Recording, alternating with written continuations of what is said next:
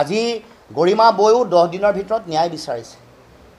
জুবিনদাৰ ভগ্নীও 10 দিনৰ ভিতৰত ন্যায় বিচাৰিছে এই কথাটো যোৱাকালি মই সংবাদ মাধ্যমৰ আগত কৈছিলোঁ যে প্ৰচেছটো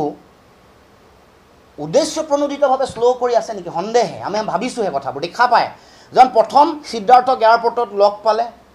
এৰেষ্ট নকৰোঁতে বৌৰ কথা ক'লে যে তেওঁ কোৱাৰ কাৰণে নকৰিলোঁ আৰে আইনে কি কৈছে সংবিধানে কি কৈছে তেওঁকতো আমি শাস্তি দিবলৈ কোৱা নাই কিন্তু তেওঁকতো ৰাখিব পাৰিলে হ'লে কিয় এৰি দিলে আমি শাস্তি দিব বা তেওঁক দোষী বুলিও কোৱা নাই কিন্তু লগ পাইছিলোঁ বুলি কৈ তুমি আইনৰ ৰক্ষক দেশৰ সংবিধানৰ শপত লৈ তুমি অসমৰ মুখ্যমন্ত্ৰী হৈছা তুমি আইনে দিয়া দায়িত্বটো পালন কৰা ইম'চনেল ডাইলগ থ্ৰ' কৰি লাভ নাই নহয় কাৰণ তেওঁলোকক কিন্তু পিছত কোৱাৰ পিছত তেওঁলোকক দুইজনকে শ্যাম কানু আৰু সিদ্ধাৰ্থক দুইজনকে একেদিনাই একে সময়তে একে স্থানতেতো কৰায়ত্ব কৰিছে এইটোতো আচৰিত এইটো এটা মানে মানিবলগীয়া কথা এইটোও মানে মুখ্যমন্ত্ৰী কেপাচিটিটো মই মানিছোঁ গতিকে চাওক এতিয়া আমাৰ মূল কথাটো হ'ল যে এই যে দিলে মানে তাৰ পাছত কি কৰিলে শেখৰ গোস্বামী অসমৰ আকাশত চাৰিওফালে ঘূৰি মেলি থাকিলে বহুত দিন থাকিলে তাৰপিছত লাহেকৈ তেওঁক এৰেষ্ট কৰিলে তাৰপিছত অমৃত প্ৰভা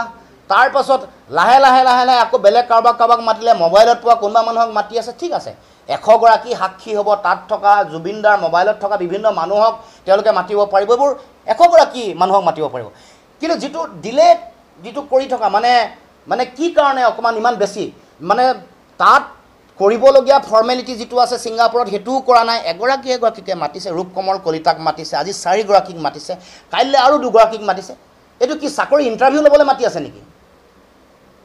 এইটো চাকৰি ইণ্টাৰভিউ ল'বলৈ মতা নাই আমি জাতীয় সম্পদ এগৰাকীক হেৰুৱালোঁ আমি আবেগ বিহ্বল হৈ আমি সকলো আছোঁ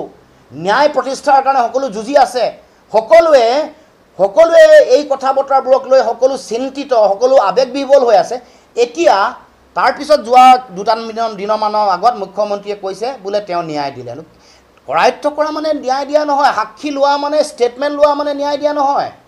ন্যায়টো প্ৰকৃত ন্যায় আমি জনাৰ সকলোৰে অধিকাৰ আছে কি কেনেকৈ হ'ল এই ঘটনাটো কোনে কৰিলে ইয়াৰ লগত আৰু বেলেগ কাৰোবাৰ অন্তৰ্নিহিত মহলৰ জড়িত হৈ আছে নেকি এই লগত সম্পৰ্ক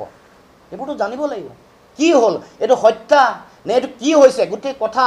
কোনোবাই বিষ খুৱাই মাৰিছে বুলি কৈছে এইবোৰ কথা পুংখানুপুংখভাৱে অসমৰ জনাৰ অধিকাৰ আছে 3 মাহত চাৰ্জশ্বিট দিব বুলি কৈছে